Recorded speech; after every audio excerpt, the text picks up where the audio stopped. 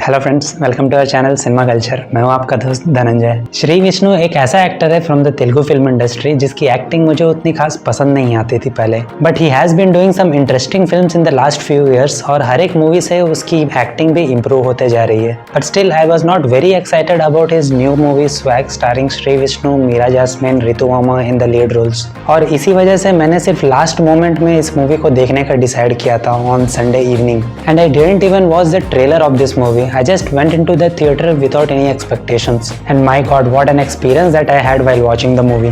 I was quite surprised, and at the same time I was very impressed by all the departments that have worked in this movie. And why is that so? Let's find out in this video. इस movie के story की सबसे अच्छी बात मुझे ये लगी that it deals with a few major issues and a taboo subject in our society, and that too in an entertaining way. अगर स्टोरी की बात करें तो भावभूति प्लेड बाय श्री विष्णु एक पुलिस ऑफिसर है जो कि अभी अभी अपने सर्विस से रिटायर हुआ है। एक दिन उसके नाम पे एक एनोनिमस लेटर आता है जिसमें ये लिखा होता है कि भावभूति स्वाग्निका राजवंश का वारिस है और वो पूरी पुश्तैनी जायदाद उसी की होने वाली है। ये जानकर भावभूति उस राजमहल में पहुंच जाता है, पर वहां पहुंचने के बाद उसे पता चलता है कि उसके अलावा दो और लोग भी उस प्रॉपर्टी को क्लेम करने के लिए आए हैं। एंड द ट्विस्ट इज उन तीनों में से दो लोग हमशक्ल हैं। तो आखिर में स्वाग्निका राजवंश का वारिस है कौन और क्या इन हमशक्ल लोगों में कोई रिलेशन है? What is the back story of this? You will get to explore all this in this movie. अगर हम श्री विष्णु की मूवीज देखने जा रहे हैं तो we minimum expect to be entertain with lot of laughters, and this movie delivers exactly that.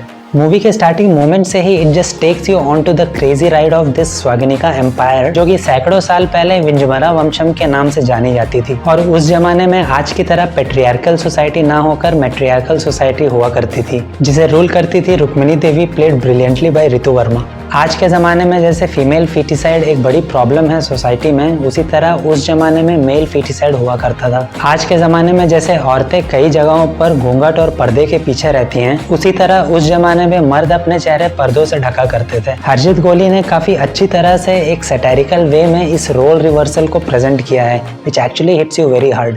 Even आज के समय में भी कैसे जेंडर डायनामिक्स हमारे सोसाइटी में काम करते हैं उसे भी काफी अच्छी तरह से प्रेजेंट किया गया है। There is a scene in the movie जहाँ पे रितु वर्मा का प्रेजेंट कैरेक्टर अनुभूति, जो कि एक सिविल इंजीनियर है and who is a hardcore feminist also, because of her work profile उसे मर्दों के बीच में काम करना पड़ता है। और जब उसके साथ हो रहे सेक्सुअल हरासमेंट के बारे में अपने बॉस को कंप्लेन करती है, तब उसका बॉस उस बंदे को तो नौकरी से निकाल देता है, बट साथ ही अनुभूति को भी रिजाइन करने को कहता है, ये बोल के कि फीमेल एम्प्लॉयज को रखने से ही ऐसे प्रॉब्लम्स हो रहे हैं, तो उससे अच्छा है कि मैं फीमेल एम्प्लॉयज को हायर ही ना करूं, जिससे कि काम में रुकावट भी ना हो। This whole episode shows what kind of a society that we are living in. खैर, जैसे जैसे मूवी आगे बढ़ती है वैसे वैसे नए कैरेक्टर्स भी मूवी में इंट्रोड्यूस होते जाते हैं, जो कि उस स्वाग्निका एम्पायर के असली वारिस होने का दावा करते हैं। भावभूति के साथ साथ हमें एक और कैरेक्टर देखने को मिलता है जो है Singareni, who is a social media influencer, which is again played by Shri Vishnu. And by the time we reach the interval हमें एक और जबरदस्त कैरेक्टर से इंट्रोड्यूस किया जाता है, who is a transgender,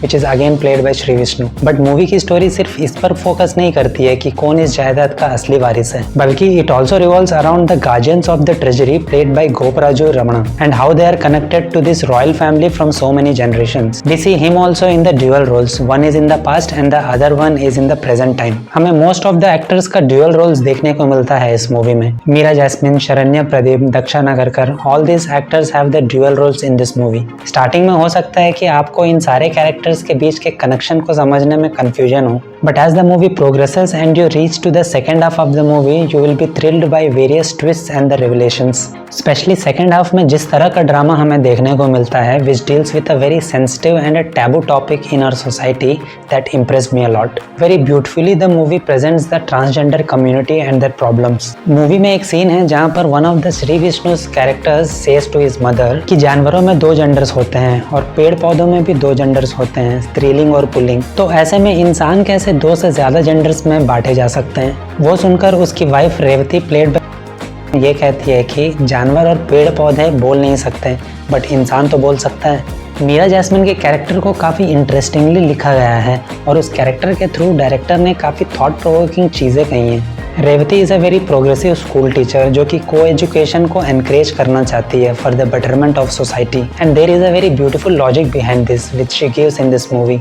bye the way, अगर मैं ऐसे ही बताते रहूं तो शायद मैं स्पॉयलर्स देता चला जाऊंगा, and I don't want to spoil your movie experience. But एक चीज हसीत गोली ने इनडायरेक्टली ही सही काफी अच्छी तरह से इस चीज को प्रेजेंट किया है, और वो ये है कि anything whether it is a patriarchy और मेट्रियार्की, किसी भी चीज की अति होने से सोसाइटी में काफी प्रॉब्लम्स आते हैं। Every gender has its own importance in building the society. So there should be always a proper balance of both the genders so that our society can function properly. Vivek Sagar का music तो मुझे इसमें थोड़ा decent लगा, but I am very impressed with his background score. इस movie में हमें 3 time periods देखने को मिलते हैं, एक 1550s, एक 1970s और 80s और एक प्रेजेंट टाइम। और इन तीनों पीरियड्स को विवेक सागर ने अपने बैकग्राउंड स्कोर से काफी अच्छे से जस्टिफाई किया है। In some of the scenes his BGM actually elevated those moments to a next level which gives you a very high end entertainment. Movie में प्रोडक्शन डिजाइन और आर्ट डायरेक्शन का काम भी काफी अच्छा लगता है। जिस तरह स्वागनिका डायनेस्टी के रॉयल पीरियड को स्क्रीन पर दिखाया गया है, you feel like you are transported to that Ira.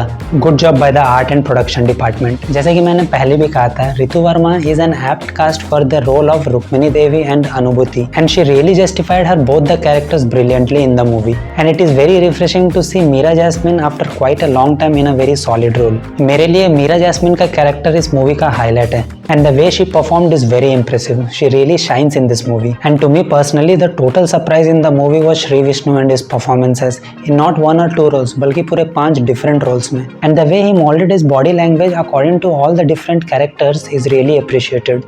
Especially in the role of transgender, it was outstanding. Sri Vishnu ने काफी सटल तरीके से इस कैरेक्टर को पोर्ट्रे किया है, and that works for this movie. ऐसा लगता है कि श्री विष्णु को अब ये पता चल चुका है that what are his core strengths in his acting, and he is trying to play with that. Having said that, मुझे अभी भी ऐसा लगता है कि थोड़े से ज्यादा लाउडर पिच के कॉमेडी पे और भी काम करने की जरूरत है। But as a true cinema lover, I must say that he has come so far in his acting and performance, and उन्होंने इस मूवी में ये दिखाया है कि what he is capable of. Finally अगर मैं इस मूवी के बारे में कहूँ तो I can say that Swag has a very novel concept which is narrated in an entertaining way, but ऐसे कुछ मोमेंट्स हैं जहाँ मूवी बेकार में नरेटिव को कॉम्प्लेक्स करने की कोशिश करती है, एंड ऐसे कुछ कैरेक्टर्स हैं जिनकी प्रेजेंस थोड़ी कंफ्यूजिंग लगती है and you don't have clarity about it. इस मूवी के पूरे फर्स्ट हाफ में आपको कॉमेडी देखने को मिलता है और सेकेंड हाफ में पूरा ड्रामा।